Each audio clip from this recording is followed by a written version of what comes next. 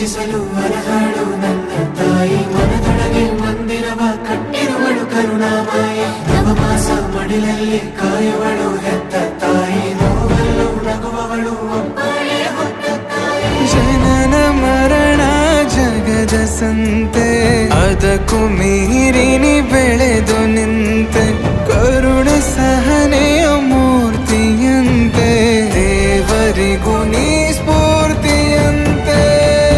ಅದೃಷ್ಟವು ನನ್ನ ಪಾಲಿಗೆ ನಿನ್ನ ಕಂದನು ನಾನಾಗಿ ಹೇ